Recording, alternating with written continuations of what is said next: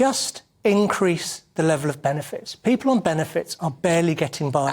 Food inflation's at 25%. It's got to pay to work. We've broken the economy. Do you not realise that? People are not working because it doesn't pay to work. And you want to increase benefits. You want to close that gap. We have unemployment that's amongst the lowest levels it's ever been. Unemployment only measures... We have 1 million vacancies in the economy. Unemployment only measures those people who are looking for work. We've got a record 5.9 million people on universal credit. And we have a problem where we've got people who are out of the workforce because they've got illnesses, they've got long-term issues, and that needs to be addressed. It's a benefit...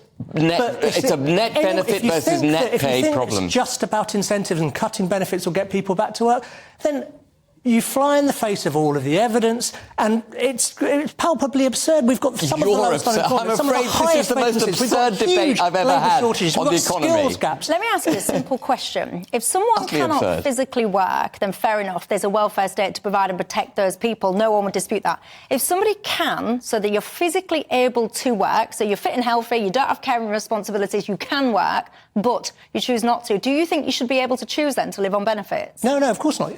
So you would not only should there be an assumption of work if you can, but also when people are in work should pay. That means a higher minimum wage. That means tax credits as well. We've got to make it easier to get into work without penalties. More burden on business, more inflation, more need to print money, more socialism, and a complete collapse of the economy. Inflation is driven by constrained supply, and one of the greatest supply constraints we're facing in this country are labour shortages. Because people are sitting at home taking benefits, not getting into work because taxes are too high. And taxes are too high because they're paying for the nanny state. You can have your opinion. But no, it's a fact. Yeah, and you're entitled to your opinion, but you're not entitled to fake facts. And the evidence does not bear that out. At all. National debt, all-time high. Taxes, all-time high. Number of people out of full-time work, all-time high.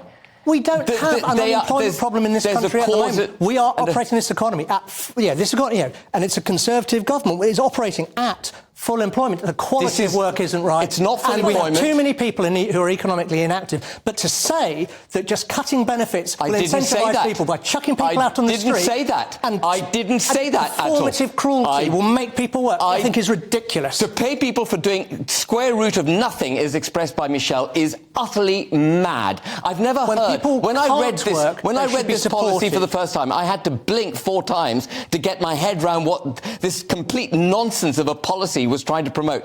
It is socialism gone utterly lunatic. It will break this country. We're already on the edge of financial collapse. You're disagreeing with the principle of the welfare state and the principle that if you cannot work or that whilst you're between jobs you need support. That is a completely different disagreement to something around the mechanics of a universal basic income, where actually I said I'm sceptical, but the argument you're mounting is about the welfare state. And if people in this country, if you don't think we should have a welfare state, that's fine. Don't use the cover of a universal basic income to make that argument. The argument I'm mounting is the inverse of what you're saying I'm saying. What I'm saying is you need to cut taxes to incentivise people to get into work so that it pays to work. When they get into work, there'll be bigger tax take. There will be bigger tax take. There will be a bigger tax take, and there will be less need for government to fund benefits. That's the point.